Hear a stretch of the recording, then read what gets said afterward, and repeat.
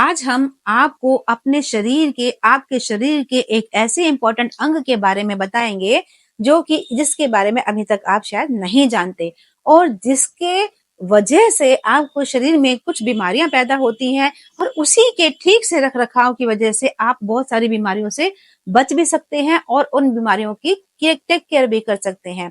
जी हाँ, हमारे शरीर का जो केंद्र है वो है हमारी नाभि।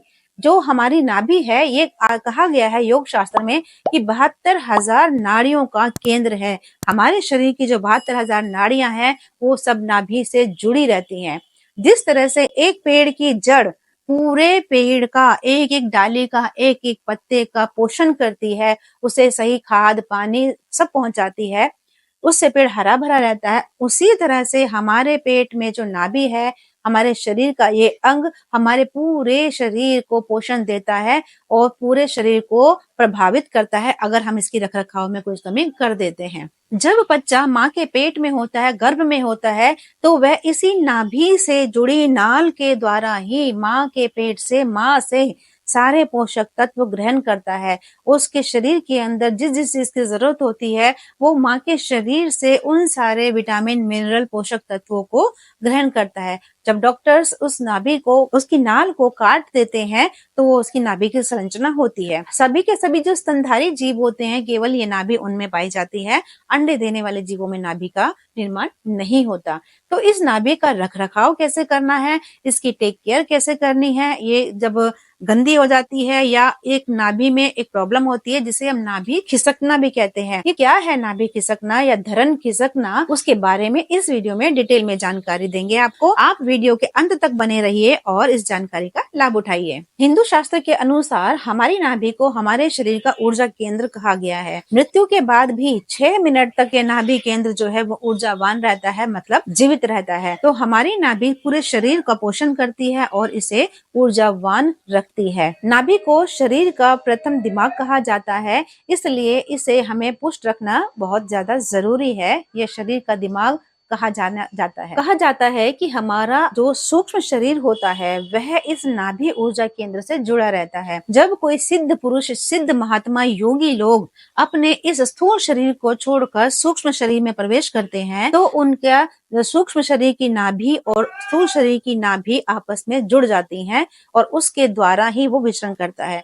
फिर वह वापस अपने सूक्ष्म शरीर को छोड़कर स्थूल शरीर में प्रवेश भी इस नाभि के द्वारा ही करते हैं। हमारे हिंदू शास्त्रों में उल्लेख है कि विष्णु जी की नाभि से ब्रह्मा जी का जन्म हुआ और हर एक मनुष्य का जन्म इस नाभि के द्वारा ही होता है।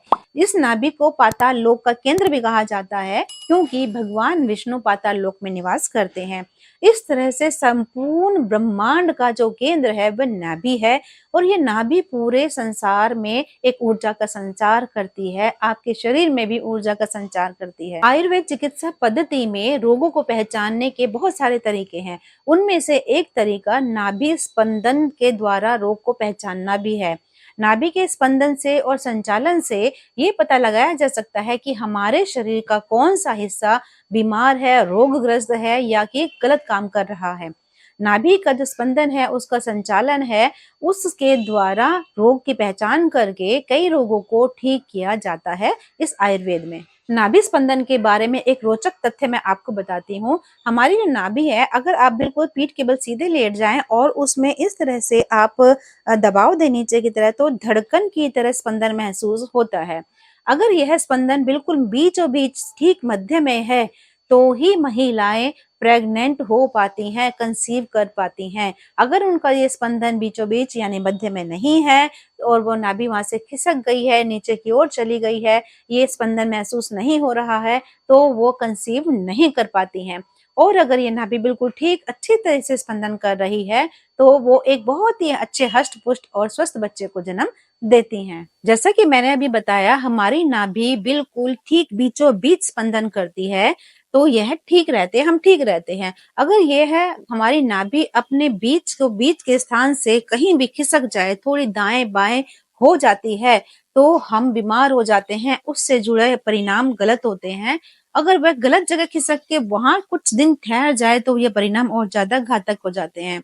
नाभि को अपने पुराने यानी कि अपने यथास्थान लाने के लिए एक किसी योग्य किसी अच्छे से चिकित्सक से या परामर्श लेना चाहिए या उसके देख रेख में हमें वो कार्य करना चाहिए।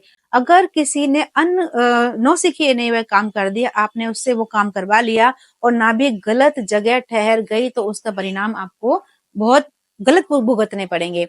क्योंकि हमारी जो नाभि होती है, हमारे शरीर के अंदर जितनी नाड़ियां हैं, वह सारी के सारे हमारे कम्युनिकेशन सिस्टम से जुड़ी हुई होती हैं। इसलिए इसका गलत जगह ठहर जाना बहुत ज्यादा घातक साबित हो सकता है। और अगर इस नाभि को जो कि खिसक गई है, आपको ऐसा स्थान लाना है, तो रात को आपको कुछ भी नहीं खाना है, यानी खाली पेट सोना है। सुबह उठकर आपको खाली पेट अपने योग्य चिकित्सक के पास जाकर अपनी नाभि को ठीक करा लेना है। घर में भी बहुत से लोग इसका उपचार कर लेते हैं, लेकिन उसे गड़बड़ होने की आशंका रहती है। आपने अपने बड़ों को कहते सुना होगा कि आपके सर्दी में जब होंठ फट जाते हैं, तो आप नाभि में सरसों का तेल लगा लीजिए।